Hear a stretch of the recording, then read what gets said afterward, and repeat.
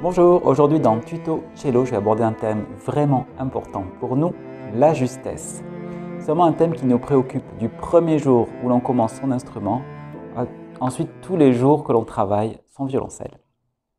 C'est un sujet que j'ai mis du temps à aborder car c'est un sujet complexe et je me demandais vraiment comment vous aider. Donc ici je vais faire 4 chapitres, pas pour vous faire jouer juste, mais en tout cas pour vous aider à comprendre la justesse.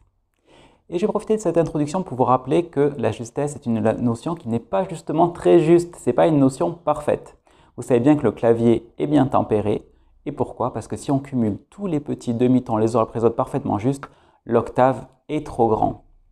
Et nous en violoncelle, ça nous pose des problèmes, parce que vous savez bien, par exemple, si on prend l'exemple d'une sixte entre sol et mi, que j'ajuste, si je fais le même intervalle avec le la à côté, il ne sera pas non plus parfait. Il faut absolument ajuster ces notes au millimètre près. Et voilà que ça ne nous aide pas. Le violoncelle est donc un instrument particulièrement difficile pour la justesse. Aujourd'hui, je vous propose 4 chapitres pour vous aider. Donc le premier, ce sera créer des sons justes. Le deuxième, ce sera sur l'écoute, bien sûr, parce que l'écoute, c'est ce qui nous permet aussi de corriger sa justesse. Ensuite, je ferai un chapitre spécial parce que j'ai des élèves adultes qui ont ce souci, qui ont l'impression toujours de jouer faux.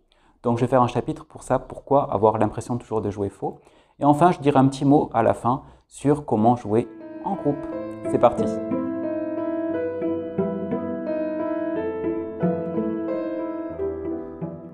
Chaque son est donc déterminé par une hauteur précise, une fréquence qui lui appartient et qu'il va falloir mémoriser. Et cela, notre travail de violoncelliste. Alors bien sûr, on peut s'aider, alors certains mettent des petits scotch pour s'aider, d'autres mettent un accordeur.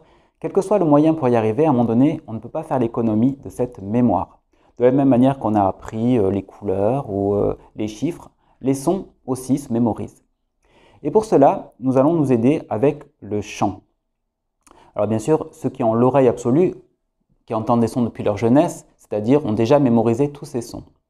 Mais bien sûr, nous allons essayer de développer l'oreille relative. Donc l'oreille relative, c'est-à-dire partir d'un son que l'on sait déjà juste pour essayer de trouver les sons à côté. Ici, en général, notre aide pour nous, c'est les cordes à vide du violoncelle qui sont accordées avant de jouer. Mais bien sûr, on peut s'aider avec un clavier, comme je disais sur d'autres chapitres, ou avec un carillon, quelque chose qui nous aide à mémoriser. Mais ce que je voulais dire ici, surtout, c'est qu'il faut s'aider du chant. Car c'est en chantant souvent qu'on arrive à bien savoir si l'on chante, si on sait les sons justes. Et attention, quand je dis chanter, il ne faut pas faire l'économie de chanter dans sa tête. C'est comme les langues étrangères. Dans ma tête, je parle parfaitement l'espagnol ou l'allemand, mais en fait, en vrai, quand je dois articuler les mots, c'est beaucoup plus difficile. Il faut donc chanter à voix haute. Et souvent, alors il y a ceux qui disent je chante faux ou je chante juste, mais c'est absolument pas une fatalité. Souvent, quand on chante faux, c'est qu'on a du mal à placer sa voix. Alors ici, le conseil, c'est de partir d'un son qui nous est facile. Il y a toujours un son qui nous est plus facile. Soit un son aigu comme le La, soit un son médium comme le Ré, soit un son plus grave comme le Sol. Souvent, mes élèves, en partant du Ré, arrivent très bien à retrouver les sons. Par exemple, on joue un Ré. Comme c'est une tessiture moyenne, on arrive à le chanter juste. Ré. Et on monte Ré, Mi, Fa, Sol, La. Ou on descend Ré, Do, Si, La, Sol. Jusqu'à trouver la note qui nous correspond sur le morceau. Et il faut après chanter tranquillement son morceau en entier pour le mémoriser et puis surtout l'avoir dans sa tête, car le violoncelle reproduit souvent exactement ce que l'on a dans sa tête. Donc surtout, n'économisez pas ce travail de chant, prenez le temps et bien sûr après, certains ont des facilités plus que d'autres, mais prenez ce temps-là. Allez, je continue.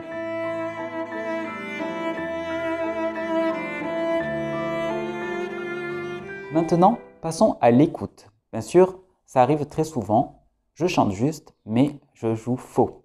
Alors, ici, il va falloir nous intéresser à comment développer notre disponibilité pour bien écouter ce que l'on fabrique comme son. Alors souvent, quand on n'est pas disponible pour sa justesse, c'est que forcément notre attention est sur d'autres problématiques. Alors ça peut être des problématiques de coup d'archet ou de tenue d'archet. Ça peut être des problématiques de rythme. Donc ici, dans ce premier cas de figure, il faut essayer de diviser les difficultés pour essayer de gérer au mieux chaque élément. Alors bien sûr, si la difficulté, ce sont les cordes à vide, enfin coup d'archet, à ce moment-là, on peut travailler en corde à vide. Si la difficulté, c'est le rythme, alors on peut peut-être le supprimer pour travailler sa justesse. Et peut-être qu'on peut aussi travailler tranquillement ses doigts en PIDS pour essayer de, bien sûr, vraiment s'attaquer à ce problème-là de justesse. Voilà. Ensuite, le deuxième souci que l'on peut avoir dans la justesse, c'est le fait d'avoir appris un geste et de l'avoir mal mémorisé. Parce que souvent, on a une mémoire du geste et on finit par se tromper. Alors par exemple, un exemple qu'on a très souvent dans les débuts, on apprend à bien mettre son premier doigt. Et petit à petit, on le laisse se déplacer ici par rapport au pouce. Parce que le pouce, c'est plus facile de mettre son premier doigt en face. Et donc systématiquement, on se retrouve avec un premier doigt trop aigu. Ici, le geste est mal mémorisé, il va falloir donc se concentrer sur cette écoute et sur le fait de placer son doigt dans sa tête au bon endroit. Là aussi, c'est une concentration spécifique qu'il faut développer. D'ailleurs, pour souvent corriger sa justesse, deux moyens me paraissent essentiels. Le premier, comme je viens de dire, c'est de se concentrer sur un seul son.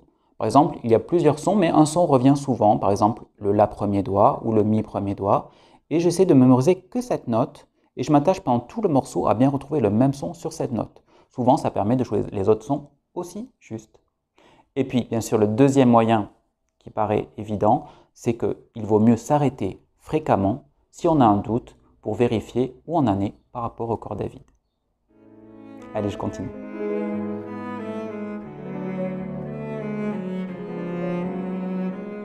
Maintenant, je vais aborder un souci qui arrive fréquemment chez les personnes qui ont déjà un bon niveau d'instrument, mais qui ont l'impression que leur justesse est trop approximative. Très souvent, c'est un problème de trop grande écoute. C'est vrai que quand on crée des sons et qu'on travaille, on a tendance toujours à écouter, bien sûr, pour savoir le résultat. Le souci, c'est qu'il faut aussi donner du sens à sa musique pour que les sons prennent leur place les uns par rapport aux autres et que l'on crée un chant qui nous projette et donc du coup, les doigts trouvent instinctivement leur place. Ici, deux solutions me semblent possibles. C'est bien sûr se concentrer, accepter de relâcher son attention sur sa justesse, sur sa main gauche et se projeter beaucoup plus sur la conduite de l'archet, de ses vitesses, de son phrasé, de sa couleur et peut-être aussi sur le vibrato pour essayer de absolument conduire l'esprit, le cerveau à aller dans le sens de la musique. Quelque chose qui peut aider énormément, bien sûr, parce que d'abord ça nous rassure et puis ça nous tourne aussi notre attention ailleurs, c'est de jouer avec d'autres personnes. Car à force de travailler seul, souvent on a tendance à se recroqueviller sur notre écoute et du coup, on a un résultat qui est de moins en moins satisfaisant. Voilà, maintenant d'ailleurs, je vais passer à la musique d'ensemble.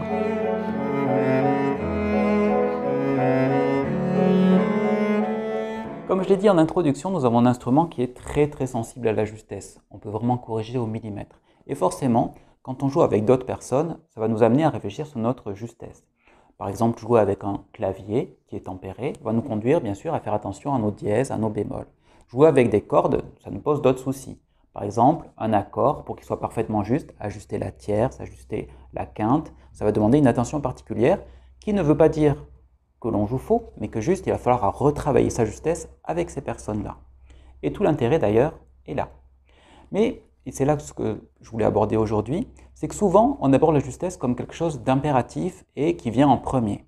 Et on oublie que finalement, quand on joue aussi avec d'autres, la première chose à faire, c'est de se connecter avec les autres. Se connecter, ça veut dire déjà donner un sens à sa musique avec la personne avec qui l'on joue pour créer cette écoute et cet échange. Et ensuite, de se connecter aussi dans le son, dans ses couleurs, dans ses timbres, car la justesse se modifie. Vous savez bien que si on joue près de la touche ou près du chevalet, la sensation de justesse n'est pas la même. Les vibrations ne sont pas les mêmes, les harmoniques ne sont pas les mêmes.